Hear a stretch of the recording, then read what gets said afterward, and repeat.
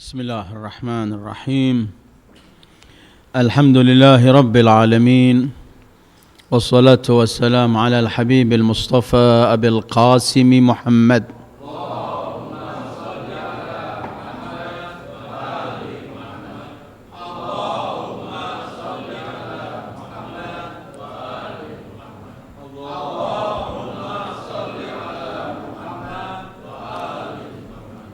وآله الطيبين الطاهرين وصحبه المنتجبين ومن تبعه بإحسان إلى يوم الدين.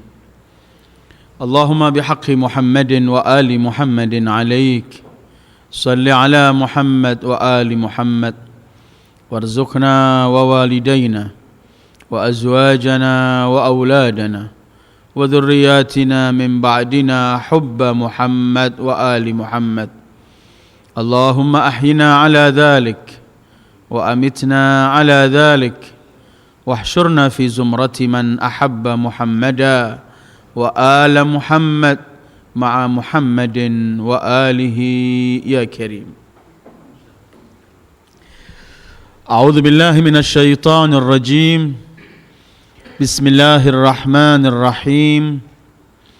يا أيها المدثر قم فأنذر وربك فكبر وثيابك فطهر والرجز فاهجر ولا تمنن تستكثر ولربك فاصبر. صدق الله العلي العظيم. أيها الإخوة السلام عليكم ورحمة الله وبركاته. Kita mulai dengan salawat sebagaimana biasanya. Allahumma salli ala nuril anwar wa sirril asrar wa tiryaqil aghyar miftahi babil yasar sayyidina Muhammadin al-mukhtar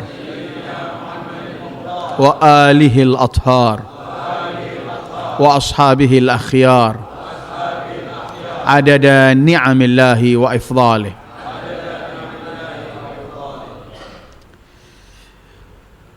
Pertama-tama selamat berbahagia menyambut hari kelahiran Sayyidil Wujud Muhammad sallallahu alaihi wa alihi.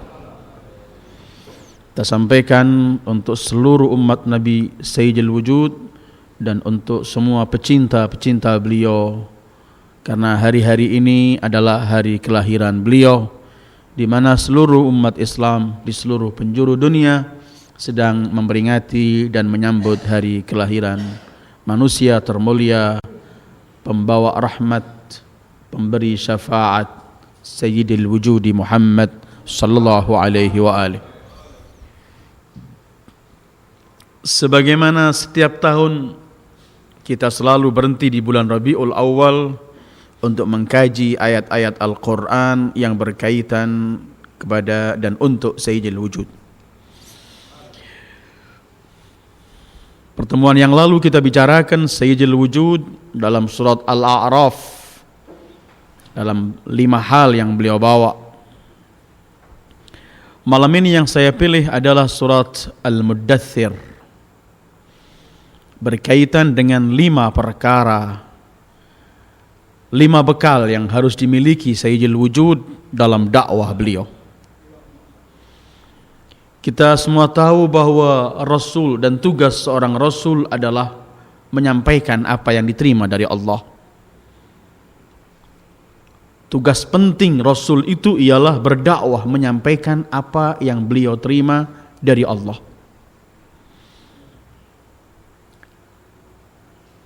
Yatlu alaihim ayatih wa yuzakkihim wa yu'allimuhumul kitaba wal hikmah. Ada 4 ayat dalam Al-Quran yang senada dengan ini, bahwa tugas Rasul itu membacakan ayat-ayat Allah yang turun kepada beliau, kemudian mengajarkan kepada mereka mengenai arti dan tafsir ayat-ayat tersebut, mengajarkan juga ungkapan-ungkapan dan sabda-sabda beliau berkaitan halal dan haram dan perintah dan larangan Allah. Kemudian mengajak manusia untuk mampu membersihkan dan mensucikan diri. Itu tugas suci setiap Rasul. Karena itu Allah menjelaskan pada ayat Al-Quran, pada ayat-ayat yang begitu banyak. Salah satunya ialah bahwa kami turunkan kepadamu, wahai pribadi mulia Sayyidil Wujud Muhammad, Al-Quran, agar engkau sampaikan kepada umat. Wa anzalna ilaika dzikra litubayyina linnas, agar kamu sampaikan, kamu jelaskan, kamu fahamkan manusia terhadap apa kandungan isi Al-Quran. Karena itu kemudian tugas suci itu adalah tugas mementaskan umat manusia dari kegelapan menuju cahaya. Setiap rasul begitu tugasnya. Liyukhrijan nas minadh-dhulumati ilan nur. Mementaskan, menyelamatkan umat manusia dari kegelapan demi kegelapan, begitu banyak kegelapan, menuju satu cahaya, cahaya ilahi, cahaya yang dibawa oleh setiap rasul dari Allah, yaitu kepada agama yang dipilih oleh Allah, agama Islam.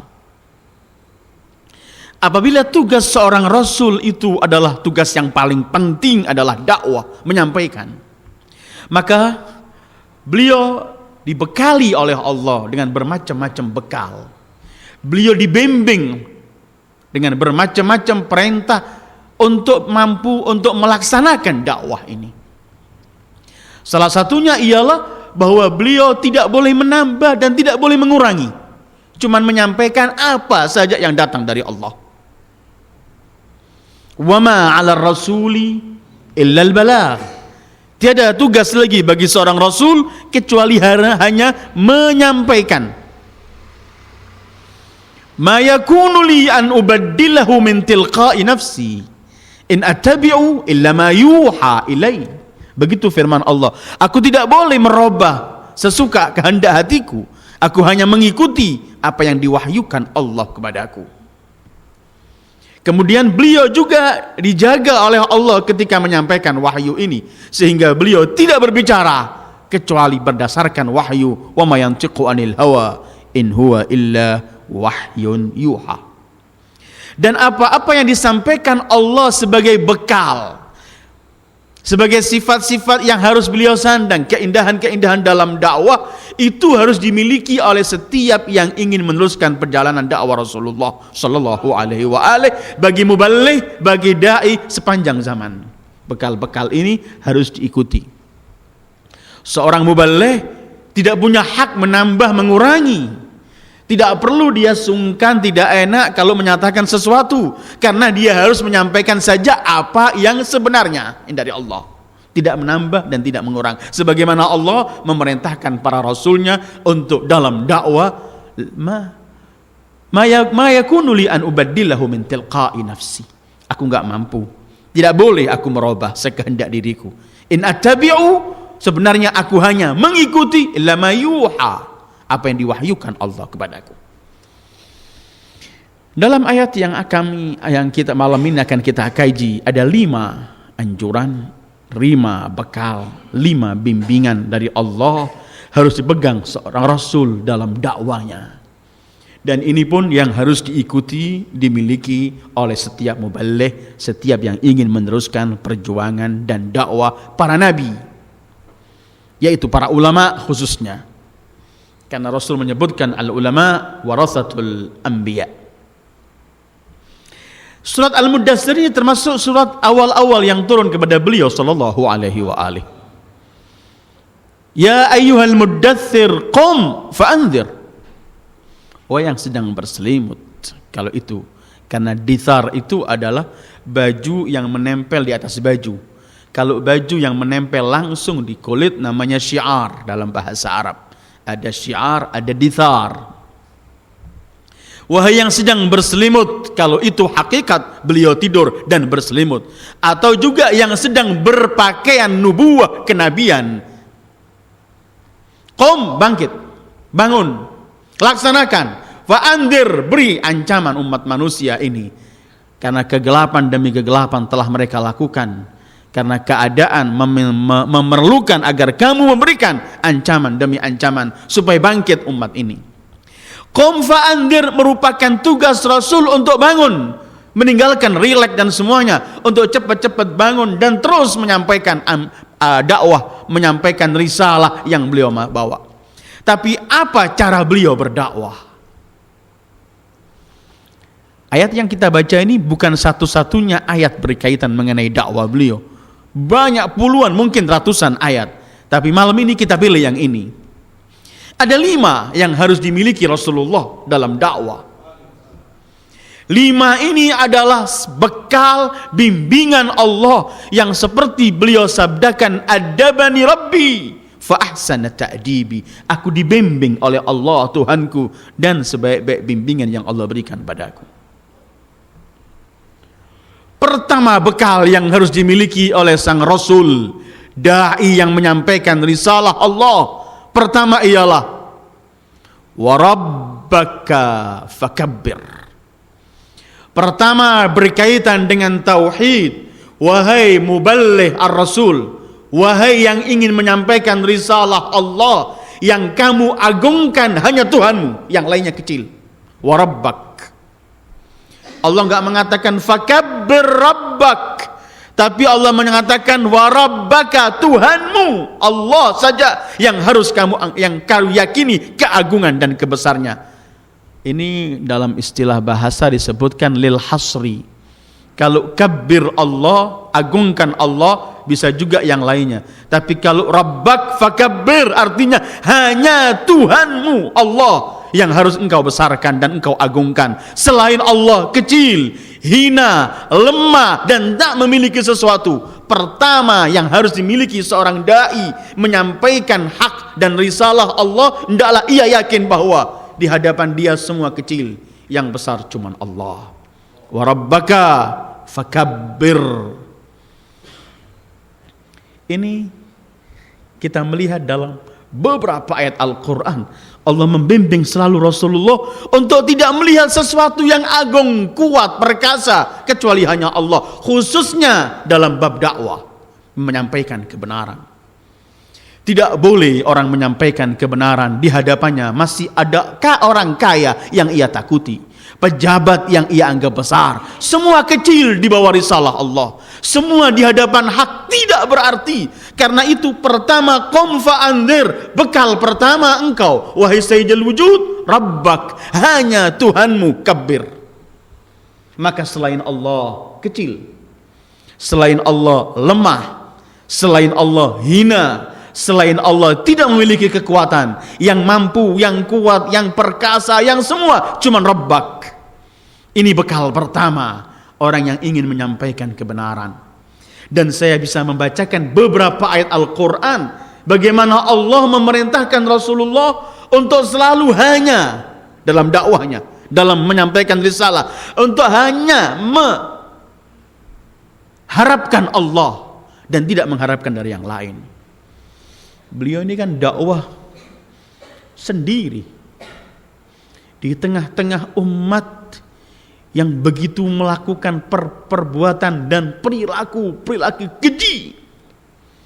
Sendiri mengumandangkan kalimat tauhid, Allahu Akbar dan la ilaha illallah. Bahkan kalau setiap beliau menyampaikan, pergi dari tempat ke tempat, bahkan pergi ke pasar, beliau menyampaikan kalimat ini. Di belakangnya Abu Lahab selalu berkata, jangan ikuti, dia adalah pembohong, dia keponakanku. Dia dikatakan tukang sihir, dikatakan pembohong, dikatakan dukun, dikatakan bahkan gila, tapi tetap semua itu kecil karena warabbak fakabbir, hanya Tuhanmu yang besar dan agung wahai Muhammad sallallahu alaihi wa alihi. Pengikutnya beliau kembangkan, beliau ajari hal tauhid ini, tapi bukan berarti beliau hanya merasa kuat karena pengikutnya. Beliau merasa kuat karena Allah yang memerintahkan beliau untuk berdakwah. Sampai terakhir kan mereka datang kepada Abu Talib. Kalau ini keponakanmu ini mau harta, kami kumpulkan seluruh harta dan kami jadikan dia orang yang paling kaya. Kalau mau kedudukan, kami jadikan ia. Kami tidak melakukan sesuatu kecuali atas ketentuan dia. Tapi jangan menyalahkan Tuhan-Tuhan kami dan berhala-berhala yang kami. Kalau menginginkan wanita, kita jadikan wanita yang tercantik.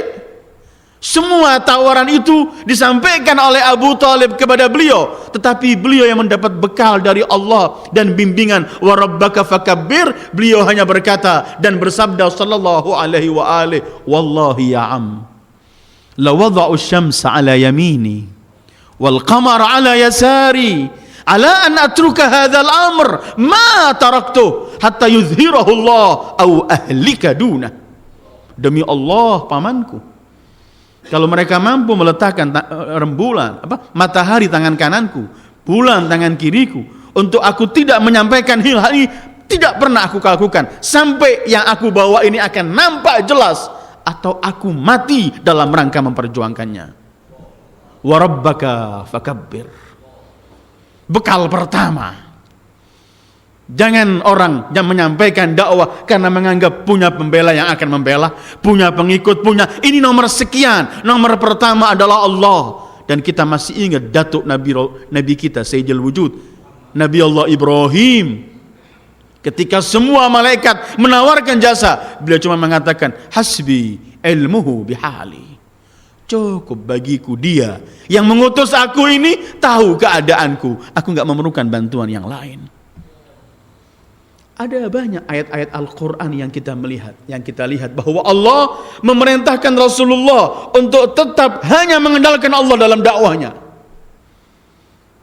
Al-An'am 91 Allah berfirman, Qulillah, Qul Allahu, thumma zarhum fi khawdihim yal'abun.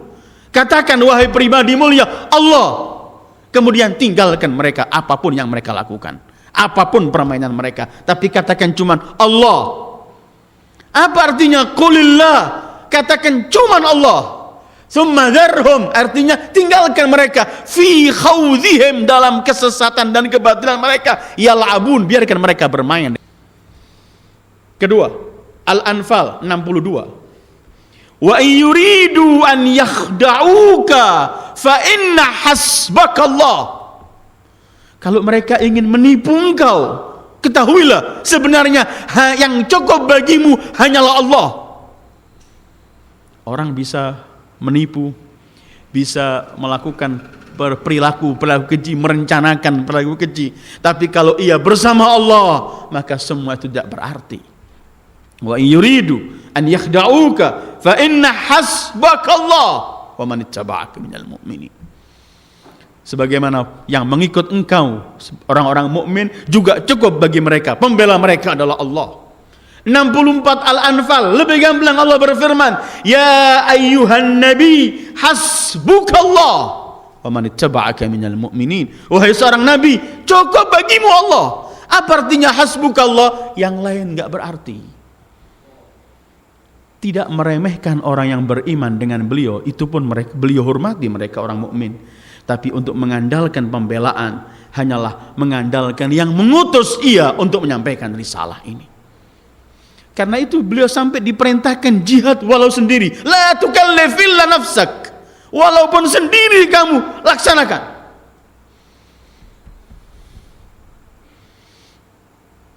Pintu kota ilmunya, menantunya, wasinya, Al-Imam Ali, beliau pernah berkata, coba seluruh Arab bersatu memerangi aku tidak pernah akan gentar. Law ijtama'u kulluh, kalau semua orang meninggalkan aku enggak menjadi hina. Kalau semua orang ikut padaku enggak menjadi mulia. Kemuliaan dan kehinaan bukan itu menurut beliau. Ya ayuhan nabi hasbukallah. Terus kita melihat di akhir surat At-Taubah 129. Kalau orang berpaling darimu, orang berdakwah ini kan banyak liku-likunya, kesulitan demi kesulitan. Maka itu bekal pertama harus keyakinan kepada Allah. Ini menjadikan orang tenang dan tentram dalam kehidupannya. Allah mengajarkan kepada Rasul kalau mereka berpaling, meninggalkan kamu dan semuanya, Allah mengajari cukup bagimu Allah ya Muhammad. Allah berfirman, a'udzubillahi minasyaitonir rajim. Fa in tawallau faqul hasbiyallah la ilaha illahu alaihi tawakkalt wa huwa rabbul arsyil azim. Kalau mereka tawallau, semua berpaling, Allah enggak mengatakan sesuatu, cukup Allah mengatakan faqul, katakan hasbiyallah. Ini pelajaran pertama, wa rabbak fakabbir. Karena itu dalam ayat lain, qul hasbiyallah alaihi yatawakkalul mutawakkilun, Zumar 28. Qul hasbiyallah. Idzan pertama seorang dai harus yang ia pegang adalah harus ia meyakini bahwa hanya Allah lah yang harus ia lihat. Allah lah yang paling berhak untuk ditakuti. Allah lah yang paling berhak untuk dimintai pertolongan. Dan hanya Allah yang mampu menolong. Siapapun umat ingin membantu, menolong, kalau belum waktunya datang kemenangan dari Allah dan pertolongan dari Allah, tidak pernah akan datang.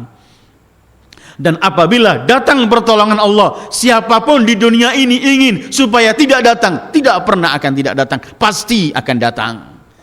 Pertama, Rasul diajarkan dan dibimbing oleh Allah untuk menyampaikan dakwah, wa rabbaka fakabbir.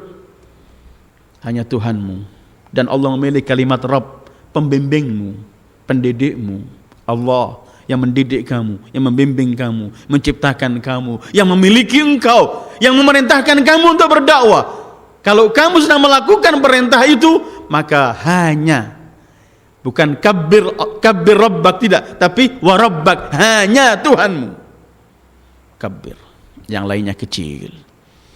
Seorang muballigh dan dai kalau masih melihat ada yang besar lebih dari Allah, dia akan zigzag dalam dakwahnya. Dia akan mudah menghalalkan yang haram dan mengharamkan yang halal. Dia akan hanya mampu didikti oleh orang-orang yang dianggap mampu, dianggap besar, dianggap agung, dianggap memiliki kekuatan, sehingga ia jadi manusia kerdil, tidak mampu menyampaikan hak karena dia melihat ada yang agung selain Allah. Wa na'udzubillah. Wa rabbaka fakabbir. Pertama. Kedua, wa thiyabaka fatahhir. Wahai seorang rasul yang harus bangkit dan berdakwah, yang harus menyampaikan risalah Allah, thiyabak, bajumu, tahhir, sucikan. Apa yang maksud baju? Para mufassirin banyak membicarakan. Ada yang dianggap baju yang zahir, hakikat baju ini. Karena kalau kita berbicara baju itu dalam Al-Quran ini juga tidak satu sebenarnya. Ada baju yang langsung menempel ke badan kita, syiar atau dithar, dua-duanya. Baju yang kita pakai ini, baju yang menempel ke jasad kita, menempel ini. Khudhu zina, jadi zina. Khudhu zinatakum inda kulli masjid, ini zina, pakaian. Anzalna alaikum libasan yuwari sawatikum warisha. Risha itu bulu, bulunya binatang, burung. Burung itu jadi indah kalau lihat kita bulunya. Maka pakaian ini adalah pakaian untuk kita berhias sebenarnya. Ini pertama, thawb adalah al-muttasil bil jasad. Baju kita, baju dalam atau baju luar ini dithar. Kedua, al-thawb al-munfasil, baju tapi enggak pisah dengan badan kita. Itu bahasa Al-Quran menggunakan baju untuk istri atau untuk suami. Hunna libasun lakum wa antum libasun lahun. Kalau ini thiyabaka fatahhir, kalau ada yang menafsirkan thiyabaka selain baju hakikat ini, bersih, jangan seorang dai kumus-kumus. Maaf. Seorang muballigh menyampaikan ayat Allah, hadis Rasulullah, berbau yang tidak enak orang jauh, jangan. Harus penampilan yang indah, dengan pakaian yang bersih, dengan wewangian yang benar. Al-Imamus Shadiq dan para a'immah di majlis-majlis mereka selalu bukhur diadakan. Gahru dan semuanya akan dibacakan sabda Rasulullah, dibacakan ayat Al-Quran. Thiyabak, baju hakiki. Kalau ini baju termasuk wanita, maka wahai seorang muballigh lelaki, thiyabak, istrimu, bimbing terlebih dahulu. Qu anfusakum wa ahlikum nara. Keluargamu. Itu cuma pakaianmu juga. Kemudian baju ketiga, thawb ar-ruh, yaitu pakaian din, agama, dan pakaian ketakwaan. Sebagaimana Allah berfirman, "Walibasut taqwa dzalika khair." Pakaian artinya pakaian ruh, ada pakaian jasad muttasil, ada pakaian munfasil, tapi ada juga pakaian ar-ruh. Walibasut taqwa dzalika khair. Wahai seorang rasul yang ingin menyampaikan risalah Allah, wa thiyabaka, pakaianmu zahir dan batin, fatahhir, sucikan. Terus penampilan juga tidak boleh penampilan zahir batinnya jelek. Tapi hendaklah seorang muballigh memiliki penampilan yang indah, bersih. Penampilan di sini baju yang bisa, baju itu kan yang dilihat di luar pertama. Itu pun bisa penampilan luar. Pandai senyum, tidak menjadikan orang takut. Suci, bersih. Orang senang melihatnya ketika menyampaikan dalam keadaan bersih. Wa thiyabaka fatahhir. Karena dalam ayat-ayat Al-Quran kita selalu menemukan bahwa Allah itu adalah innallaha yuhibbut tawwabina wa yuhibbul mutatahhirin. Ketika Allah mensifati masjid yang didirikan atas dasar ketakwaan, Allah menyebutkan fihi rijalun yuhibbuna an yatatahharu wallahu yuhibbul mutahhirin. Di situ ada orang-orang yang meramaikan, memakmurkan masjid dan mereka selalu bersuci. Wahai muballigh, thiyabaka fatahhir, baju.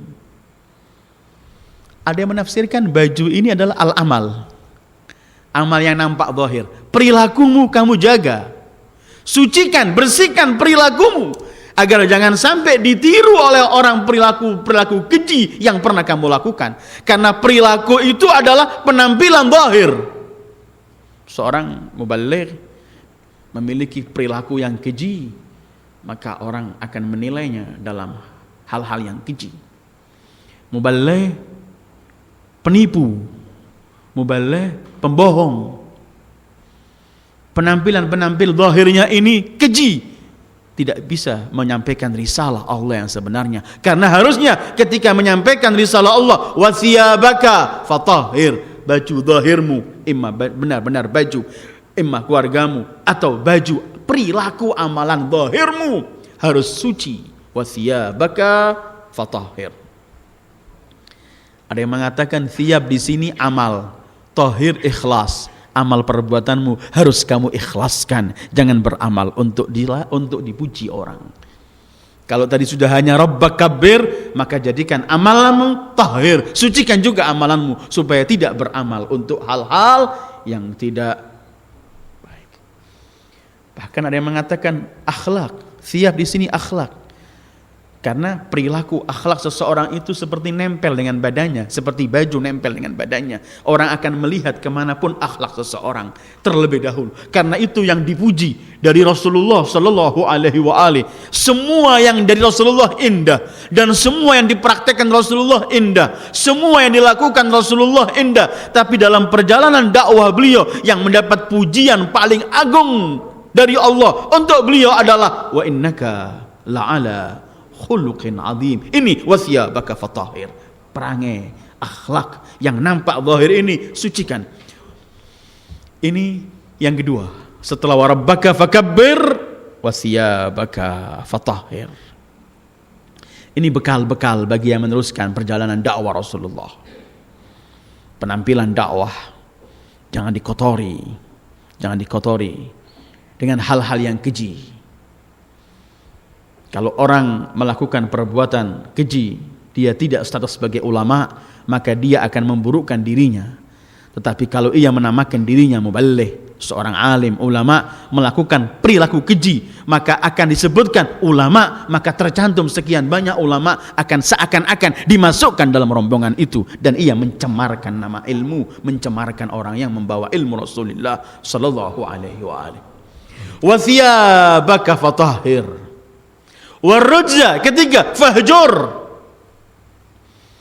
Ar-rujza dalam bahasa Al-Quran ada juga disebut al-azab. Kalau al-azab fahjur, tinggalkan al-azab. Apa artinya? Sesuatu yang akan mengakibatkan turunnya azab maka harus kamu tinggalkan. Fahjur. Artinya perilaku yang keji, amalan-amalan yang tidak indah, keyakinan-keyakinan yang bobrok, i'tiqad-i'tiqad yang jelek, itu harus semua dihilangkan. Jangan sampai, karena ada yang menafsirkan rijza ini adalah berhala, karena dalam Al-Quran rijza itu adab. La in kasyafta anna rijza lanu'minanna lak. Kalau kamu selamatkan kami dari siksaan. Artinya segala sesuatu yang di sana ada ancaman siksaan dari syariat, kalau kita melakukan, maka itu perbuatan jelek yang harus fahjur, kamu tinggalkan. Orang yang menyampaikan risalah Allah yang indah, jangan malah ia yang melakukan perbuatan-perbuatan keji. Allah mengancam orang yang durhaka kepada orang tua, Rasul mengancam orang yang durhaka pada orang tua, maka fahjur, tinggalkan perbuatan kedurhakaan, karena ia akan membawa ancaman dan siksaan dari Allah. Rasul mengancam orang yang berkhianat, Rasul mengancam orang yang memutuskan silaturahim, Rasul mengancam orang yang membawa fitnah, Rasul mengancam orang yang berbohong, dan semua ancaman ini akan mengakibatkan siksaan Allah turun. Maka fahjur, tinggalkan semua perbuatan yang kalau dilakukan akan memancing-mancing siksaan Allah. Warujza fahjur, tinggalkan. Hajara itu meninggalkan. Jangan sampai orang malah muballigh yang melakukan perbuatan jelek. Karena itu Allah hanya berfirman, wala tattabi'u khutuwatis syaitan innahu lakum aduwwun bin. Jangan ikuti bisikan-bisikan syaitan, langkah-langkah syaitan. Dan langkah-langkah syaitan itu yang akan menurunkan siksaan, dan berarti semua perilaku dan perbuatan yang akan mancing-mancing kemurkaan Allah dan akan menurunkan siksaan Allah, fahjur. Hajar itu tinggalkan, jangan dekati. Ini bimbingan Allah untuk Rasulullah. Tapi kemudian jangan menganggap, ini perlu saya garis bawahi dan ini penting.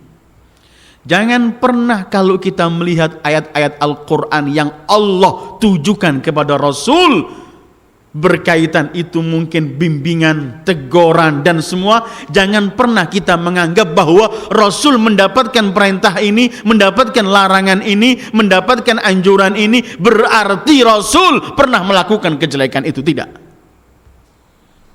Seperti Allah berfirman dalam awal surat Al-Ahzab, kamu jangan taati orang munafik, orang kafir. Enggak pernah Rasul mentaati, tapi itu bimbingan dari Allah. Rasul tidak pernah, mustahil, mutlak tidak pernah. Tapi itu bimbingan.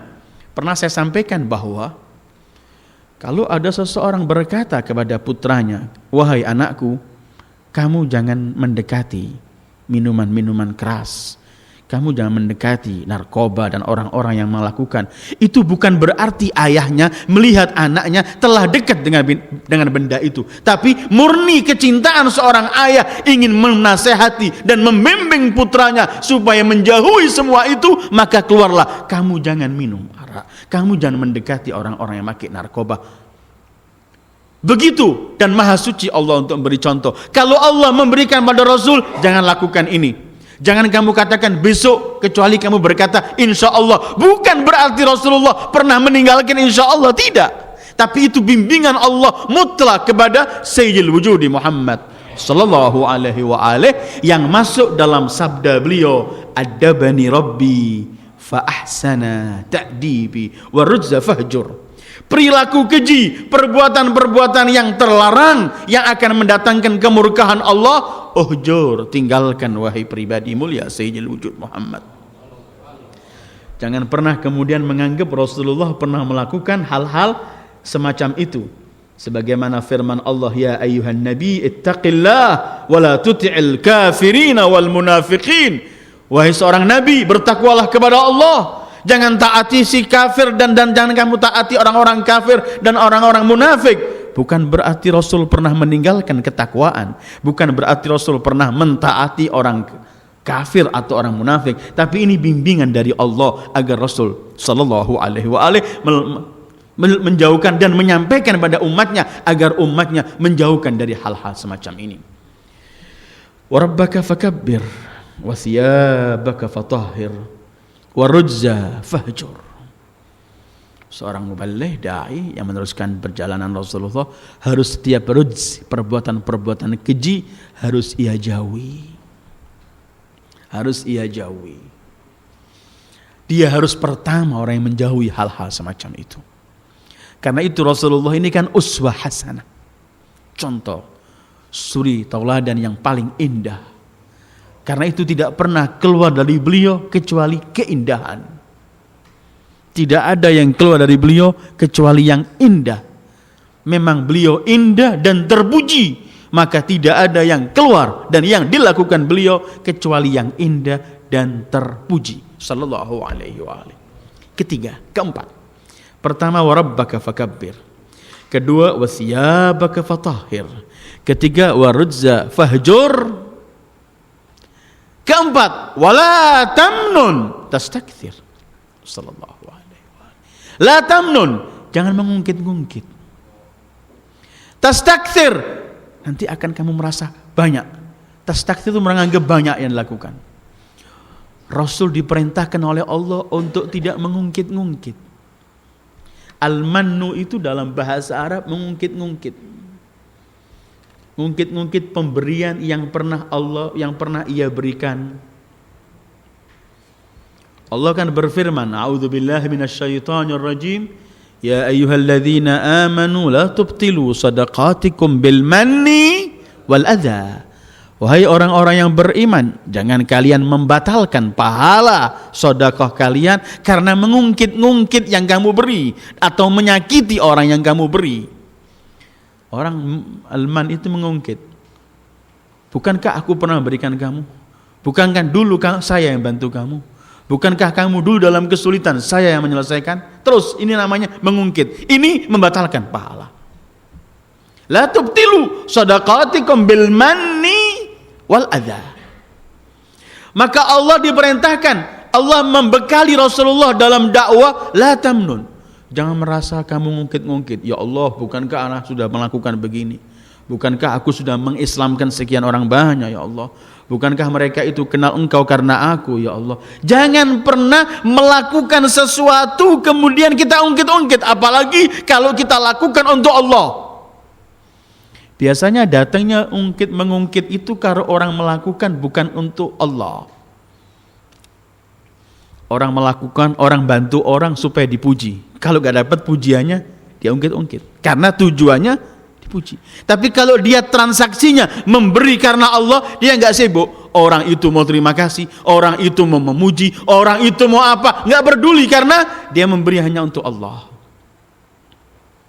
Imam Ali pernah menasihati orang, la yuzahidannaka fi ma'rufin man la yashkuruk. Jangan sampai kamu jadi zuhud, artinya jadi malas membantu orang, melakukan perbuatan kepada orang karena orang yang kamu bantu dan yang kamu berikan perilaku baik itu tidak berterima kasih kepadamu. Jangan. Karena itu Imam Ali dan keluarganya, Zahra, Al-Hasan dan Husain beri contoh yang indah ketika mereka memberi. Direkam oleh Al-Quran. Mereka ketika melakukan gak mengatakan, tapi Al-Quran merekam apa yang di hati mereka. Ketika mereka memberikan kepada anak yatim, miskin dan tawanan. Yut'imuna at-ta'ama ala hubbihi miskinan wa yatiman wa asira. Innama nut'imukum liwajhillah la nuridu minkum jazaan wala syukura. Kami gak mengharapkan kalian membalas atau bahkan berterima kasih. Gak ada, gak. Transaksinya sama Allah. Al-Habibul Mustafa dapat bimbingan dari Allah, wala tamnun. Jangan mengungkit-ungkit. Mereka kan pernah dalam surat Hujurat Allah sebutkan, yamunnuna 'alaika an aslamu qul la tamunnu 'alayya islamakum balillah yamunnu 'alaikum an hadakum lil iman. Mereka pernah datang pada Rasulullah ngungkit-ngungkit, kami kan sudah masuk Islam bersamamu ya Rasulullah. Allah mengatakan, la tamunnu alayya islamakum. Jangan kalian mengungkit-ungkit keislaman kalian. Balillah yamunnu alaikum. Allah yang layaknya mengungkit-ungkit kepada kalian. An hadakum. Karena Allah yang memberikan petunjuk. Gak perlu orang menghitung-hitung. Kok hitung-hitungan sama Allah? Kalau nanti Allah mau ngitung yang diberikan, kalah kita. Ada satu sabda Rasul pernah disampaikan pada salah satu istri beliau, yang arti hadisnya, la tuki fayukillah alaik. Jangan kamu suka menghitung, nanti akhirnya Allah juga menghitung kepadamu. Kalau Allah buat hitung-hitungan sama kita, kalah kita pasti. Karena wa in ta'udu ni'matallahi la tuhsuha. Menghitung banyaknya nikmat saja enggak mampu, apalagi mensyukuri. Karena itu wasiat Rasul, berikanlah kebaikanmu kepada orang yang layak menerima dan kepada yang tidak layak menerima. Kalau ketika kamu berikan persis sampai kepada yang layak menerima, berarti kamu tepat sasaran kepada yang layak menerima. Kalau kamu berikan kepada yang tidak layak menerima, maka yakinilah bahwa kamu orang yang paling layak memberi. Abu Dzar kan pernah berkata, kami memberi orang yang pantas untuk menerima, dan kami tidak akan memberi orang yang tidak layak memberi, ya, enggak layak untuk menerima. Imam Husain pun berkata, semoga Allah memberi rahmat paman kita Abu Dzar, tapi kalau kami keluarga Rasulullah, kami akan berikan kemuliaan kami sebagaimana hujan dinikmati kepada orang yang baik, dan orang yang tidak baik pun menikmati hujan dari Allah alaihi wassalatu wassalam. Wala tamnun, jangan kamu ngungkit-ngungkit. Ngungkit-ngungkit ini kan akhirnya membawa riya dan semuanya. Riya datang nanti. Udah pahala hilang, ini perlunya orang sodako. Kadang-kadang sodako itu besar pahalanya, tapi harus kita jaga sampai mati tetap hidup. Jangan kita bakar. Setahun 2 tahun kita sudah sirami, tahu-tahu kita nggak kuat, kita bakar. Akhirnya kita ngungkit-ngungkit, habis. Sementara Al-Quran menyebutkan, man jaa bil hasanati falahu asyru amsalha. Siapa yang kelak datang di akhirat membawa kebaikan, datang jaa. Usahakan kalau kita beramal, tetap amalan itu akan kita bawa ke akhirat. Kita nggak rusak di sini. Mengungkit-ngungkit termasuk yang merusak pahala. Mengungkit itu mutlak dalam sedekah, dalam membantu perbuatan apapun, dalam mengajar, dalam segala. Kalau orang mengungkit-ungkit, dia akan berarti dia bukan melakukan untuk Allah. Tapi perlu orang melawan hawa nafsunya. Kadang-kadang bisikan syaitan dan hawa nafsu membuat orang tidak kuat. Tapi perlu kita melawan hawa nafsu, khususnya kalau kita memberi kepada orang-orang yang akhirnya banyak menyakiti menyakiti orang yang membantu dan memberi. Karena itu kemarin saya sampaikan doa Imam Sajjad, wa a'inni ala suhbatil fuqara. Allahumma a'inni ala suhbati, Allahumma ahabbib ilayya suhbatal fuqara wa a'inni ala suhbatihim bihusnis sabri. Ya Allah, jadikan aku senang dan orang-orang miskin, tapi bantulah aku sabar hidup dengan mereka. Wa a'inni ala suhbatihim bihusnis sabr wala tamnun. Karena kalau sudah mengungkit-ungkit akhirnya tastakthir. Apa artinya tastakthir? Merasa sudah banyak. Ini penyakit paling berbahaya. Orang merasa sudah banyak, sudah kathir. Saya sudah sholat jamaah bertahun-tahun, saya sudah baca wirid bertahun-tahun, saya selalu membantu kanan kiri saya membantu keluarga dan famili saya sudah banyak beramal. Kalau orang sudah tak yastakthir, merasa banyak beramal, ini akan bisa menghancurkan amal perbuatan. Karena itu Rasul dibimbing oleh Allah, jangan mengungkit dan jangan menganggap banyak. Dalam surat Al-Mu'minun ayat 60, Allah ceritakan kepada kita orang-orang yusari'una fil khairat wa hum laha sabiqun. Orang-orang yang berlomba melakukan perbuatan-perbuatan baik dan mereka selalu terdepan melakukan kebaikan. Sifatnya banyak. Antara lain Allah mensifati walladzina yu'tuna ma atau wa qulubuhum wajilatun annahum ila rabbihim raji'un. Mereka yang telah melakukan semua yang Allah wajibkan untuknya. Ia telah melakukan seluruh yang ketentuan-ketentuan Allah dan perintah Allah, tapi tetap hati mereka takut. Wajilah, khaifah, takut karena mereka akan kembali kepada Allah. Enggak menepuk dada.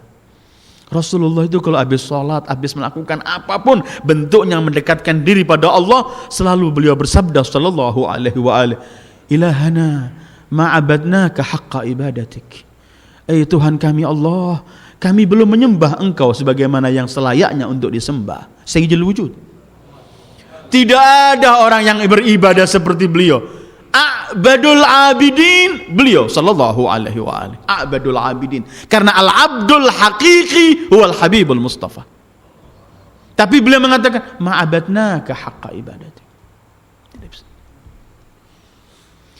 Da'i la tamnun tastakthir. Jangan sudah merasa, wah saya sudah berpuluh tahun berdakwah. Kamu kan baru dakwah. Itu enggak perlu terungkap dari seorang mubaligh. Saya itu enggak perlu. Kalau kita berbuat untuk Allah, Allah akan mengembangkan.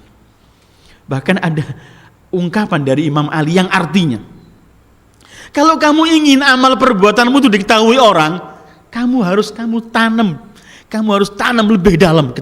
Kamu harus sembunyikan lebih dalam. Seperti pokok itu, kalau bibitnya kamu masukkan lebih dalam, nanti lebih kuat pohonnya menjulang ke atas langit. Sehingga kita melakukan sesuatu, tidak perlu kita yang teriak-teriak agar orang tahu. Ketika perbuatan itu baik, kelak Allah akan menyampaikan kepada yang lain dan mereka akan tahu. Kita sering mendengar orang yang kita lihat tiap hari sama kita biasa begini-begini, ketika sudah wafat baru kita tahu bagaimana yang ia lakukan. Bantu sana enggak ada yang tahu, mengakorkan sana enggak pernah ada yang lihat. Banyak hal. Siapa yang membuat orang semua tahu? Allah. Yudhiru. Wala tamnun, jangan menganggap banyak. Tastakthir, nanti kamu akan menganggap banyak. Imam Ali kan pernah dikatakan, ala tumsik ila mata tunfik. Tidakkah sekali-kali kamu menahan?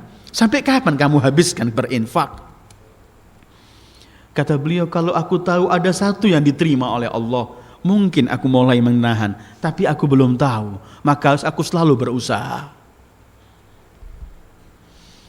Wala tamnun tastakthir, jangan mengungkit, nanti akan menganggap perbuatan kita sudah banyak. Dan terakhir, wali rabbik fasbir. Li rabbik, hanya untuk Tuhanmu kamu bersabar.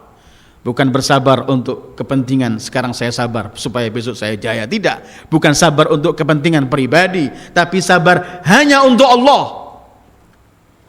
Kenapa dakwah yang dimulai Rabbak fakabbir, hanya Tuhanmu ya Muhammad kamu agungkan, dan diakhiri wali rabbik fasbir, dan hanya untuk Tuhanmu kamu bersabar.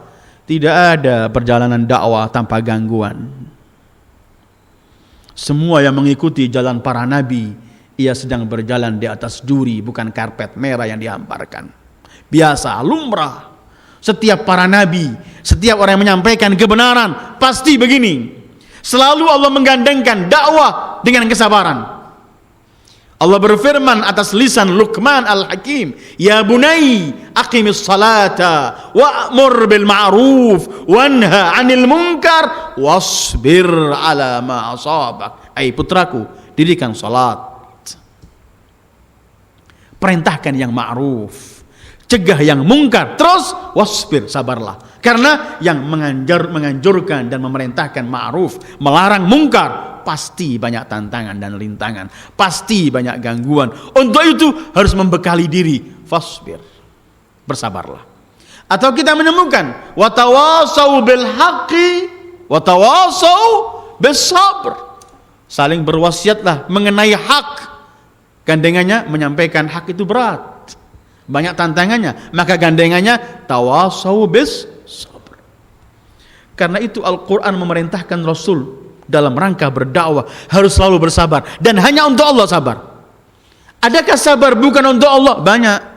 Banyak orang sabar, dia merasa biar saya sekarang mengalah, besok dia akan saya habiskan. Ini sabar bukan untuk Allah, dan itu banyak terjadi. Tapi untuk dakwah li rabbik, hanya untuk Tuhanmu kamu bersabar. Memang Allah berfirman untuk Rasul sallallahu alaihi wa alihi dalam beberapa ayat Al-Qur'an yang memerintahkan Rasulullah sallallahu alaihi wa alihi agar selalu beliau bersabar. Wasbir. Allah berfirman dalam surat An-Nahl 27. Wasbir wa ma sabruka illa billah wa la tahzan alaihim wala taku fi dhaiqim mimma yamkurun. Bersabarlah, dan kesabaranmu tidak ada kecuali hanya untuk Allah. Dan kamu jangan sedih karena ucapan mereka, perilaku mereka, jangan sedih. Dan kamu jangan kecil hati karena perilaku dan tipu daya mereka, jangan, sabar. Wasbir, bersabarlah. Wala tahzan, jangan sedih. Wala taku fi dhaik, jangan sempit dadamu karena mereka selalu melakukan perilaku tipu daya, jangan. Selagi kamu bersama Allah, fasbir, tapi wa ma sabruka illa billah, kesabaranmu hanya untuk Allah. Ada orang sabar karena nggak bisa balas, bukan itu. Tapi dia sabar karena mengharapkan bantuan Allah, sabar karena mengharapkan sesuatu dari Allah. Allah memerintahkan dalam Al-Quran Rasul bersabar bermacam-macam. Tadi wasbir, wa ma sabruka illa billah, harus sabar hanya untuk Allah. Kedua, Rasul pernah diperintahkan Allah untuk sabar sebagaimana sabarnya para ulil azm. Ibrahim, Nuh, Ibrahim, Musa, Isa. Allah berfirman, wasbir kama sabara ulil azmi minar rusul. Bersabarlah sebagaimana nabi-nabi ulil azm dari Rasul pun mereka mendapatkan sabar. Atau Al-An'am 34 35, walaqad kudzibat rusulun min qablika fasabaru ala ma kudzibu wa udzu hatta atahum nasruna. Para rasul-rasul sebelummu pun mereka diganggu, dibohongi, melakukan perilaku keji, mereka bersabar. Beliau disuruh sabar hanya untuk Allah, disuruh sabar sebagaimana para rasul-rasul ulil azm bersabar. Ketika Allah merintahkan Rasul untuk bersabar sampai datang ketentuan Allah, wasbir li hukmi rabbik. Ayat lain, hatta yahkuma rabb, sampai Allah menentukan hukumannya. Sabar ini mutlak pernah kita sampaikan dalam sabar ya. Sabar dalam taat, sabar dalam maksiat, sabar dalam bencana, sabar dalam semua ketika menyampaikan dakwah. Atau bahkan ada dalam surat Ma'arij, pernah kita kaji surat ini 5 atau 7 tahun yang lalu atau 8 tahun. Seperti Al-Mudaththir pun pernah kita kaji. Dalam surat Ma'arij Allah memerintahkan Rasul sabar dengan cara lain. Allah berfirman, a'udzubillahi minasyaitonirrajim, fasbir sabran jamila innahum yarawnahu ba'ida wa narahu qariba. Bersabarlah sabar yang indah. Enggak cukup sabar, tapi sabar yang indah. Apa artinya sabran jamil? Sabran tanpa mengeluh, tanpa mengadu, tanpa semuanya, hanya untuk Allah dia tuh. Karena ada orang sabar ini sudah enggak ada jalan lagi, kepepet. Karena ada Rasul pernah bersabda sallallahu alaihi wa alihi, sabda ini pernah keluar karena satu kejadian, ada seorang wanita anaknya meninggal. Nangis enggak berhenti-berhenti wanita itu. Rasul berkata, sabarlah, sabar. Tidak selesai. Suatu hari wanita itu pergi ke kuburan anaknya, menangis, merintih dengan hal-hal kadang-kadang ungkapan-ungkapan yang enggak layak diungkapkan. Kebetulan Rasulullah lewat di kuburan itu, lihat wanita itu. Rasul berkata, sabarlah ketentuan Allah. Wanita itu kan enggak melihat. Dia mengatakan, pergi kamu tidak tahu apa yang sedang aku alami. Tapi ketika ada itu orang kemudian mengatakan, mendekati dia, yang kamu katakan tadi itu beliau Rasulullah. Ketika tahu Rasulullah dia malu, menangis datang kepada Rasulullah. Sekarang saya sabar ya Rasulullah. Kemudian beliau bersabda, as-sabru 'inda sadmatil ula. Sabar itu ketika pertama kamu kena, bukan sudah kepepet, gak ada jalan, sudah semuanya, baru kamu sabar. Jangan, terima ketentuan Allah, sabar. Selain itu, bukan menunjukkan sabar yang sebenarnya. Rasul pun diperintahkan sabar pada Allah dalam arti sabar, hakikat sabar, yaitu ketika Allah merintahkan untuk beliau sallallahu alaihi wa alihi bersabar hidup dengan orang-orang miskin. 28 atau 27 surat Kahfi. Wasbir ma'alladzina yad'una rabbahum bil ghadati wal 'ashi yuriduna wajha. Kamu bersabarlah wahai pribadi mulia dengan ini orang-orang mukmin yang fuqara, masakin, sementara mereka hanya mengingat Allah, hanya mengharapkan Allah. Sabar hidup dengan mereka. Wasbir. Wali rabbika fasbir, hanya untuk Tuhanmu kamu hendaklah bersabar. Atau fasbir ala ma yaqulun, sabarlah atas semua ocehan-ocehan mereka. Mereka berkata Rasul sahir, tukang sihir, dukun, pembohong, gila, macam-macam. Fasbir ala ma yaqulun wasabbih bihamdi rabbik. Sabarlah atas apa saja yang mereka ungkapkan, katakan sabar. Dan tetaplah bertasbih kepada Allah. Dakwah bukan mudah ayyuhal ikhwah. Dakwah adalah satu perbuatan yang mulia, perbuatan para anbiya dan tugas para nabi. Tapi dakwah adalah bukan sesuatu yang mudah. Dakwah bukan untuk bisa kita buat bermain dalam dakwah. Dakwah adalah perbuatan yang paling suci dan mulia, penerus risalah para nabi.